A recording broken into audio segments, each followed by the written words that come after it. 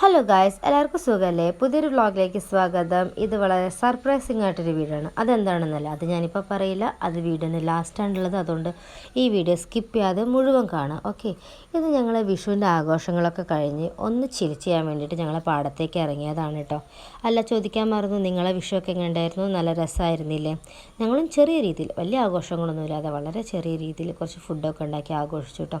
അങ്ങനെ ഞങ്ങളിത് ചൂണ്ടലിടാൻ വേണ്ടിയിട്ട് പാടത്ത് വന്നതാണ്. ഏട്ടനാണെങ്കിൽ ചൂണ്ടിൽ കെട്ടിയതിൻ്റെ റെഡിയാക്കുന്ന തിരക്കിലാണ്. ഏട്ടൻ ഇതിൻ്റെ ഒരു എക്സ്പെർട്ടാണ് കേട്ടോ. ആൾക്ക് ഫിഷിംഗ് എന്ന് പറഞ്ഞാൽ ഭയങ്കര ഇഷ്ടമാണ്, മക്കൾക്കും അതുപോലെ തന്നെ. അങ്ങനെ ഏട്ടൻ ഇത് ചെയ്യുന്നതിൻ്റെ ഇടയിൽ ഞങ്ങൾ പാടത്തേക്ക് ഇറങ്ങി കുറച്ച് നേരം നടക്കാമെന്ന് വിചാരിച്ചു. മക്കളൊക്കെ ആദ്യം പോയിട്ട് അവിടെ സ്ഥലം പിടിച്ചിട്ടുണ്ട്. ദൂരെ കാണുന്നില്ലേ, മക്കളാണ് ഇരിക്കണം. അങ്ങനെ ഞങ്ങളെല്ലാവരും കൂടി ഇവിടെ കുറച്ച് നേരം ഇതും കൂടിയൊക്കെ നോക്കി നിന്നു കേട്ടോ. കാരണം ചൂണ്ടിൽ കിട്ടുന്നത് ഞാൻ ഇതുവരെ അങ്ങനെ കണ്ടിട്ടില്ല. അപ്പോൾ അത് നല്ല രസമായിട്ട് തോന്നി. പക്ഷെ അത് ഡീറ്റെയിൽ ആയിട്ട് ഞാൻ വേറൊരു വീഡിയോയിൽ കാണിച്ചു തരട്ടോ, എങ്ങനെയാണ് ഒരു ചൂണ്ടിൽ കെട്ടേണ്ടത് എന്നുള്ളത്. അങ്ങനെ ഇത് കെട്ടി കഴിഞ്ഞതിന് ശേഷം ഞങ്ങളിത് ഇര എടുക്കാൻ പോകണം. അപ്പോഴാണ് മാനത്തോടെ വിമാനം പോകുന്നത് കണ്ടത്. ഇത് വളരെ നൊസ്റ്റാൾജിക്കായിട്ട് അനുഭവമാണ്. നിങ്ങൾക്ക് എല്ലാവർക്കും അങ്ങനെ തന്നെയാവുമെന്ന് ഞാൻ വിശ്വസിക്കുന്നു. കാരണം ചെറുപ്പത്തിൽ ഈ വിമാനം പോകുന്നത് കാണാൻ വേണ്ടിയിട്ട് നമ്മൾ ഓടി എവിടുന്നാലും മുറ്റത്തിറങ്ങിയ ഒരവസ്ഥയൊക്കെ ഉണ്ടായിരുന്നു. എനിക്കത് ഭയങ്കര ഇഷ്ടമായിരുന്നു. അപ്പോൾ അത് തോന്നി ഇപ്പോൾ പോകണ കണ്ടപ്പോൾ മക്കളും എല്ലാവരും ഏകദേശം അങ്ങനെ തന്നെ. അങ്ങനെ ഞങ്ങൾ ചൂണ്ടൽ കെട്ടി കഴിഞ്ഞതിന് ശേഷം ഞങ്ങൾ മണ്ണിരേനെ എടുക്കാൻ പോവുകയാണ് കേട്ടോ പാടത്ത്. കാരണം ഇരയായിട്ട് ചൂണ്ടലിടാൻ വേണ്ടിയിട്ട് കുറച്ച് പരലിനെയും പിടിച്ചിട്ടുണ്ട്. ഇനി കുറച്ച് മണ്ണിരേനും കൂടി വേണമെന്നാണ്. അങ്ങനെ ഏട്ടൻ പോകുന്നുണ്ട്.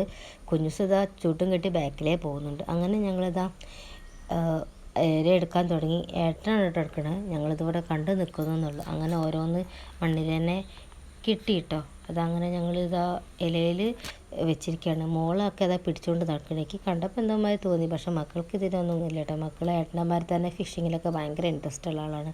അത് ഇലയിൽ കുറച്ച് ചളി വെച്ചിട്ട് അതിൻ്റെ മേലെ മണ്ണിരേനെ ഇട്ട് വെച്ചിരിക്കുകയാണ്. അപ്പോൾ അത് അങ്ങനത്തെ ഇടണം എന്നാണ് പറഞ്ഞത്. എന്തുകൊണ്ടാണെന്ന് എനിക്ക് മനസ്സിലായില്ല.